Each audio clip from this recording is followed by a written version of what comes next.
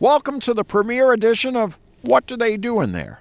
Now, it's appropriate that it's snowing today because the first North Attleboro business we are visiting is Case Snow Management. Now, I know it's obvious what they do in there, but you are going to be shocked at how big of a company this is. In fact, they are one of the biggest in all of North America. You're also going to be amazed how beautiful this building is, located in the Industrial Business Park.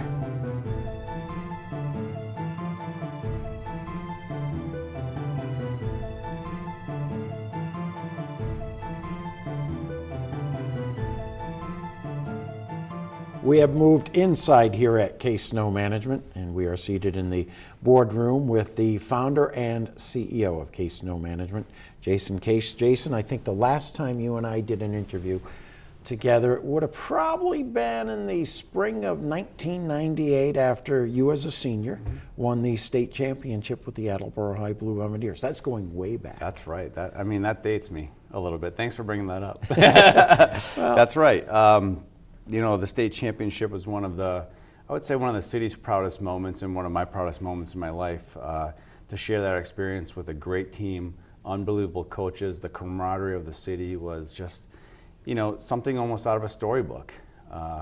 And I look back on those memories and playing throughout that entire year, and what a memorable experience it was. It helped me build so much character, the work ethic. A lot of it comes from those times. And is translated into, how I live my life today. So, we'll certainly talk about the nuts and bolts of Case Snow Management, but for people who don't know, they certainly know now. You're a graduate of Attleboro High School. Your family, I know your mom and dad from those days. Born and raised in the area? Born at Sturdy Memorial, raised as a South Attleboro. Kid, just growing up, went to school at Hill Roberts Elementary School, Coelho, and then on to Attleboro High. So I've lived my entire life in the Attleboro area, and raising my family today, the same.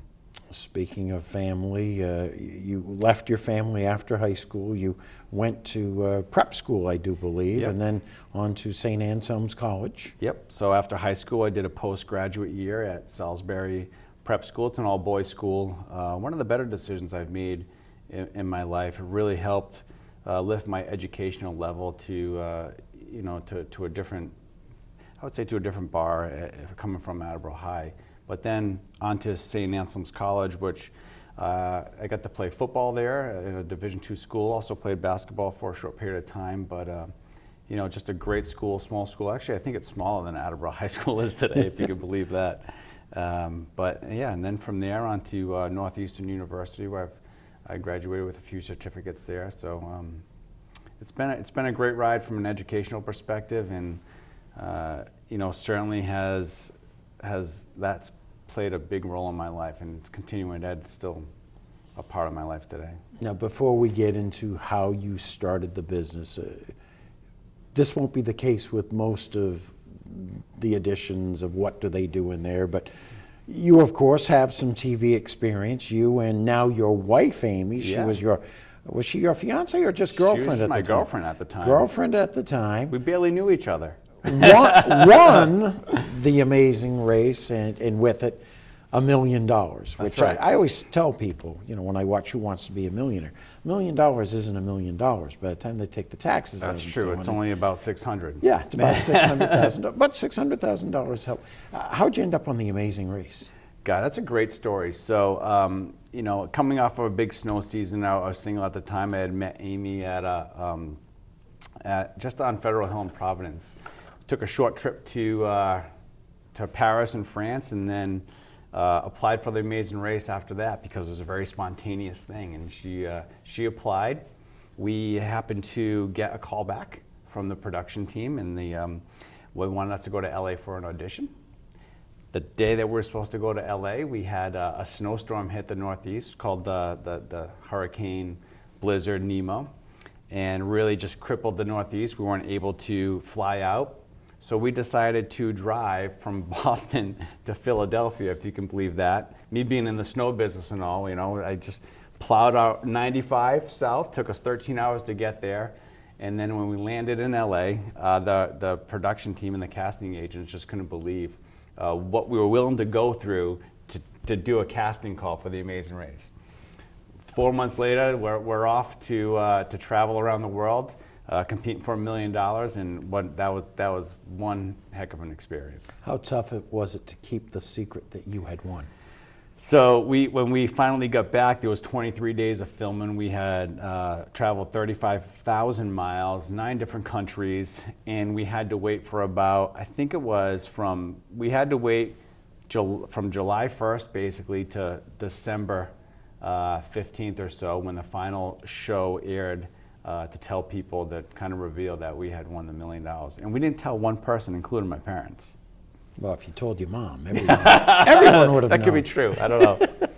Incredible. So you later so, asked Amy to marry you. Yeah, so Amy and I got married a year after that. I proposed to her in Disney World because she's a huge Disney fan, and it's the happiest place on earth. So we were engaged there, and then we were married down in the Dominican Republic, where her family's from.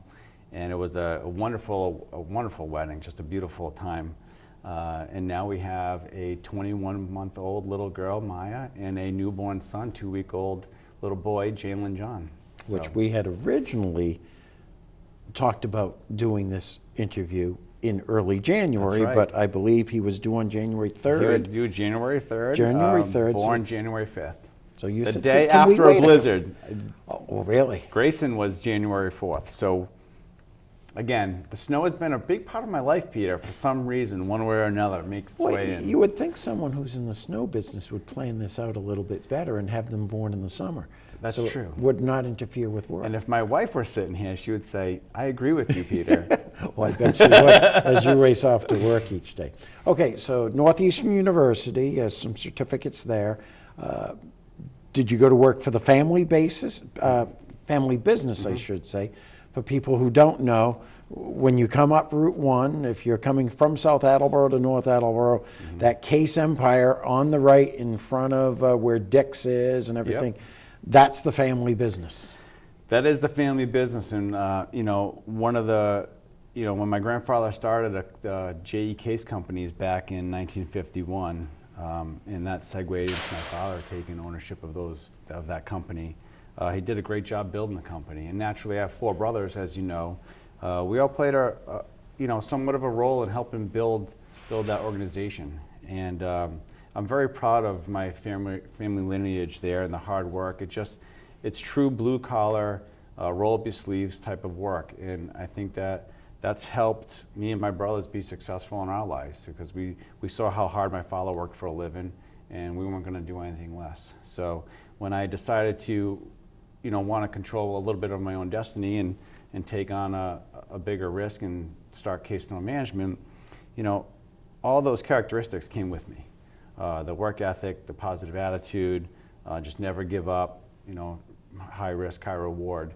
And that's tough for a lot of people to understand, and people say, how were you so successful? What made you so different than everybody else? And I'd say it's a relationship that has going back from when my grandfather started, just work ethic. Nobody gives you anything. You got to work hard for it. And that started with him, was transition through my father, and now down I'm 3rd generation of that blue collar mentality, with a little white collar surrounded, built in there. But at the end of the day, you got to work hard for what you have in this world, as everybody knows. And I was one of those guys that hit a little bit of luck, but mostly hard work. Saw the pictures of your family, your grandfather, and through the years, you walk into this building, and it traces. It's the history of Case Snow Management, but it's also the history of the Case family, right. which is unique. That's right, and it extends beyond that. I'm very proud of where I come from, and I'm very proud of what my grandfather and my father have done from a business perspective, but also as patrons in the community. As you know, my father he's a huge donor of everything he could have possibly donated to, whether it's at sporting events, athletics, helping build programs for the all the youth programs in the area, and I'm very proud of those things. The family history for me is important. That's why that display is up there. It's a constant reminder for me every day I walk through these doors that I remember where you came from, remember how you got here. And it also is a reminder for all the people that work here and some of our customers saying, you work for a family business, and sometimes that's rare today. There's a lot of corporate mentality out there, and not as many little guys like me that care about each and every employee that works here, and treating people like family is important to me. So it's a great segue when you walk into this building to have that picturesque view of family heritage and where we come from and how we got to be who we are today, and how much we care about each and every person that works here. And that's a great culture to be involved in. I know your dad's business, and before that your grandfather's business. They did some plowing, but never to this level. How did J.E. Case become Jason Case Snow Management? Yeah, great question. So of course, they did a lot of many things, I would say. My grandfather and my father always had a very, very diverse entrepreneurial spirited companies where they had, site work and real estate development. My dad at one time even had dumpster removal and landscape material supplies and just a number of different things. Well, when you are that diversified, it's tough to concentrate on any one thing. When we separated the snow division and made it its own entity, we're able to really focus on that.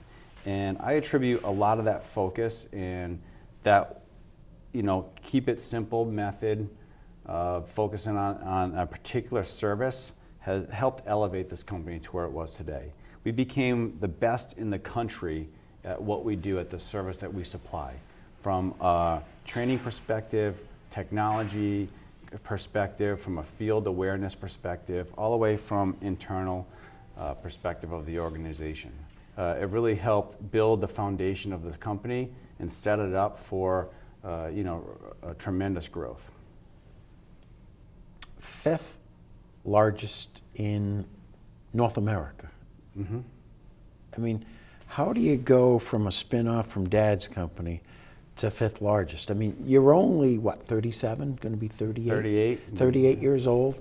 I mean, hard work's one thing. I mean, first of all, where'd you get the capital to start? I can't imagine what it cost to build this place. Mm-hmm. Great. That's a great question, Peter, and I'm glad you asked, because it wasn't simple. I did start with basically, a pickup truck and some few pieces of equipment.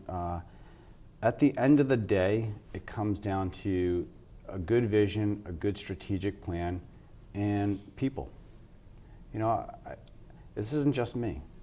This is the brick and mortar of this building, of this business, is partially built by some wonderful employees that have been working here since 2009. They're a huge part of the success of this company, and I recognize that. And that's important to recognize as a CEO of a company. It's not just me. However, I did venture out from the family business and took that risk. How to grow as fast as we did? There's a lot of answers to that question. I was very fiscally responsible. We did focus on the core of what we wanted our business to be.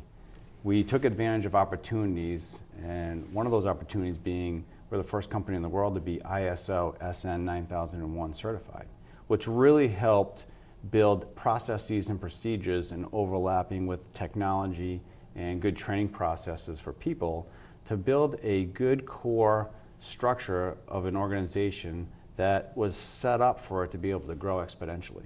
Without that foundation, you can't really stop putting on the roof, right? So we understood that was the important thing to build first, and that's what we did. Everything that kind of comes after that, is building on top of a solid foundation. So that's how we were able to really grow so fast. And of course, we did take some risks. We're in multiple states. As you can see behind me on the wall, we're covering from Michigan east. We have over 2,500 locations we manage today. Over 400 pieces of equipment in the field, 500 service providers we work with. And in season, we could have anywhere from 800 to 1,000 employees that we hire. So there's a lot going on. I was in Springfield for the Massachusetts basketball state championships last year, and I was, I think it's the Hilton Garden Inn and the Basketball Hall of Fame. There's a parking lot between the two, and there was a big snow pile there, and they were moving the snow pile, and I pulled in with my wife Patty, and it's Case Snow Management. Get out of And I was town, like, yeah. I had no idea back then Yeah. that you were this big. I certainly do now. So, and all the way out to Michigan, Yeah. and all run out of North Attleboro, Massachusetts. Corporate headquarters is right here in North Attleboro Industrial Park. How many other organizations do you have? I mean, you must have a footprint somewhere in Michigan. Yeah, so we cover, in the Michigan state, we're primarily around the Detroit area. You know, our methodology and business strategy is very unique from a lot of our competitors. I would say our major differentiators are, number one, we consider ourselves a hybrid type of organization. And what that means is we have a huge self-performing aspect to our company, as well as we do work with a lot of service providers and subcontractors. And I think that resonates a lot with our customers because they know that the boots on the ground is equally or even maybe more important than just subcontracting the work. All right, so we depend on our own teams when there's service provider failures. We have a lot of management in the field, we have a lot of equipment out there, so we're also able to mobilize in larger events. You know, there's been huge weather anomalies all throughout the United States in the past 10 years. I mean, we saw it in Boston with 100 and almost 10 inches of snow in 2000, most snow ever since the blizzard of 1978. We saw it in Maine last year. 2 years ago, we saw it in Baltimore and down that mid-Atlantic area. So there's been a lot of record-breaking winners, and we're able to really support our customers by having all those assets. The other thing that we do is we invest heavily in technology. Our customers want live visibility in the field. They want to see where our trucks are. They want to see when we've checked into locations. And utilizing smartphones and different app technology, we're able to support them with a lot of that data. And that's important because we do live in a litigious society, and we do want to show our contractors or our customers that we're on top of things. All right, so in case of any, you know, litigation or slip and fall claim, that we can prove that we're not negligent. We're providing you the services to keep lots safe, to keep your customers and your patrons safe as you walk into that, you know, office building or retail location. You have on the first floor of this building a wall of monitors, and one of them, and it fascinating. Here are all our pieces of equipment. Green means they're actually in motion right now. Blue means that, you know, that they're not being operated. Right. So you can just go to that screen and tell exactly where everything is. Incredible. Yes, one of the keys to our success is trying to figure out a way to be a proactive company instead of a reactive company. And one of those ways is to be able to utilize technology to the best of our ability. And by knowing where all of our equipment is and knowing where the issues may be, we're able to respond quicker in situations as opposed to reacting, you know, after a customer phone call. And that's been instrumental in our service plan and service delivery model, that, you know, having that visibility into the field in real time has been a critical element. I also found interesting, as soon as I walked through the door, past the history of Case Snow Management and the Case family, the first monitor you see is the Weather Channel. Yeah, yeah. How often do you monitor storms across the country? The Weather Channel is a popular station in this building. We're constantly monitoring weather all the time. You know, obviously more throughout the winter than in the spring and summer and fall months, where we're looking at different forecasted models. But in the wintertime, you can't predict Mother Nature. Just the other day, we were supposed to get 7 inches, and then it was 2. And the storm Grayson, it was supposed to be 3 inches, turned out to be 16. And that's how fast things can change. In our company, we're always planning for the worst. You know, so we're always planning for a larger event. Even if it's a forecasted 2 to 3 inch storm, we know it could potentially turn into an 8 inch storm. Weather is a critical part of our company, and we utilize some outside vendors to get real live data information, extremely accurate forecasts, and that's been very helpful for us to plan our operational attack. We've established the fact that you're a local guy and you live locally. Your office is here in North Attleboro, but The Northeast isn't getting hit by a storm. Michigan, Indiana, Ohio is. U.S. CEO, are you on the phone with your people out there making sure you're all set, or is that conversation taking place somewhere else in this building? There's always something happening. Yeah. I wish I could say I had every conversation, but I will say I'm very involved in the operation. You know, this entire company is almost like it's another child, you know, to some extent. I'm just so involved and I'm engrossed and I've helped build it. So, you know, as our footprint does grow, it becomes harder and harder to have a hand in every little district.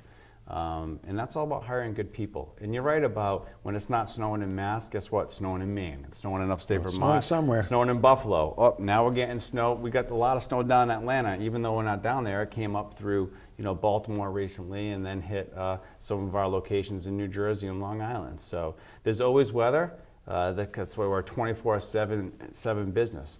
One misconception in this industry is that, you know, we kind of operate a 9 to 5 or like everybody else. Really, snow and ice is a unique business from the perspective that it's an emergency business. We are the hurricane responders, you know, we're the firefighters, we're the policemen of the weather. And if you think about it, when it snows out through our footprint, we need to dispatch people, trucks, equipment, material throughout that entire geography all in one motion. Thousands of man hours, thousands of people, all in one motion. That's a lot different than scheduling a lawn maintenance, or, you know, oh, we're gonna produce this much today in the factory. All right, there's a lot of logistics involved, and it's a really crazy time in here, you know, and it's a lot of fun. The adrenaline's pumping. It's almost like in warm-ups at the state championship game when you're just getting ready to take the tip off, you know. Which one of the ways you do that is, and I was very impressed, you have a room in-house here in North Attleboro in this building that is dedicated to training. So when you bring in new people, they, as you said, where else are you going to get snow training other than in our own building? Absolutely, and we take that seriously here. You know, if you talk to Bill Belichick, he would probably say one of the integral parts of his success is preparation. And I would agree with that here in this company. Preparation, preparedness, training is just a critical element to our success. You have to do it. You know, technology is changing every day. Strategies are changing every day. Even the equipment that we use, you know, is a lot different than the equipment that we used 5-10 years ago. So keeping, you know, people up to date with the most modern techniques, information, training, so they can be performing successfully and safely in the field is really critical for our company. I was driving, you know, everyone cuts through the industrial business park, and I do. I was on my way up to Landry Avenue. It was during the summer or early fall, and I could not believe the number of trucks, the number of yellow plows that were just lined up for what looked like miles. And I asked you earlier, do you lease your equipment? Do you buy your equipment? You said you bought your equipment. I was floored. Yeah, incredible, the capital. We buy a lot of stuff. I'm not sure even right now how many units we're buying individually a year. You know, I know we're one of the largest buyers of CAT equipment in the country at this time. You know, we buy probably around 75 to 120 pieces of CAT equipment a year. Pickup trucks, I know this year we've bought about 50 or so pickup trucks, and I mean hundreds of shovels and snow blowers, and you know, the list goes on. It's an expensive proposition being in this business. The barriers of entry to be at our level are significant. And that's one, when I mentioned earlier that I was fiscally responsible, is because you have to be. You have to be aware of how much you need to invest into to make the field successful. Is it better to have new equipment that isn't going to break down and therefore you have one less truck on the road than trying to repair older equipment? I think so. I mean, there's two different strategies and mindsets. A lot of owners like to buy equipment that's less expensive or used equipment, you know, fix it up, and now they have a less expensive asset. I'm of the mindset to have a turnkey operation. Even though we have mechanics and we have shop and we have good people supporting our fleet maintenance program, you have to be turnkey, you have to be ready to go. And having new equipment is the easiest way, I would say, to set that process and strategy up. I saved this for near the end, but one of the other things I noticed is that there's a magazine in the lobby, and you were on the cover of the magazine, and it looks like your employees signed a frame, CEO of the Year nationally. Mm-hmm. Unbelievable.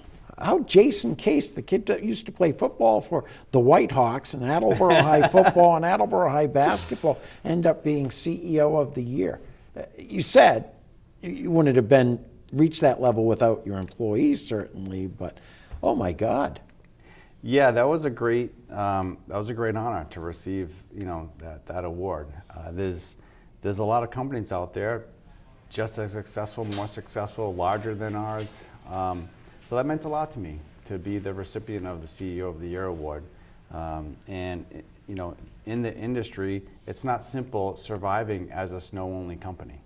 Our company depends on the weather, and so to make it all happen here, to keep employees 12 months, to keeping people engaged and keep continuing ed going, and to create a great culture and provide the leadership that people need to be a part of something special, has always been a part of my life. And I've had a lot of fun building this. It's gone far beyond what I ever imagined, and we're still going. And we're not going to stop here, Peter. We're going to keep going. Which is the perfect transition. You said 12 months out of the year. What do you guys do during the summer, other than play golf? My golf game isn't as good as yours, but if we play a little bit more, maybe it will be. When I started the company, getting away from the family business, which we worked 12 months out of the year, 100 hours a week, was just exhausting for me.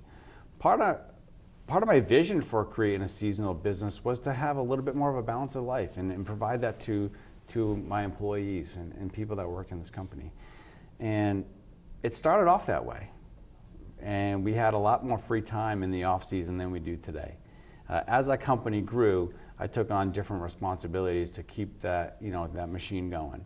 And in the off season, I'm probably busier now than I am during the winter, if you can believe that. It's our time to really focus on our business, corrective action planning, sales and marketing, reconnect with our customers, make improvements from the prior season. So it's very busy. We're transitioning a little bit now into doing some landscape work, so becoming a full facility 12-month a year maintenance provider. So that's something that's exciting for us as we kind of rebrand our organization a little bit. And we'll be offering that service line to specific customers, not everybody, but specific ones. And how far will the blue or Democratic states go? It's yet to be determined. There's a lot of promise out here in this country. We're a company that prides ourselves on doing it the right way. So our growth won't be exponential year after year, but it'll be consistent and manageable. And I think that's a true element of success when you do it that way. Congratulations, buddy. Thank you very much. Jason Case, Case Snow Management. What do they do in there? Well, you knew they were Case Snow Management, and they take care of snow, but now you know why they're here and what exactly their reach is. Thank you for watching this premiere edition of What Do They Do in There?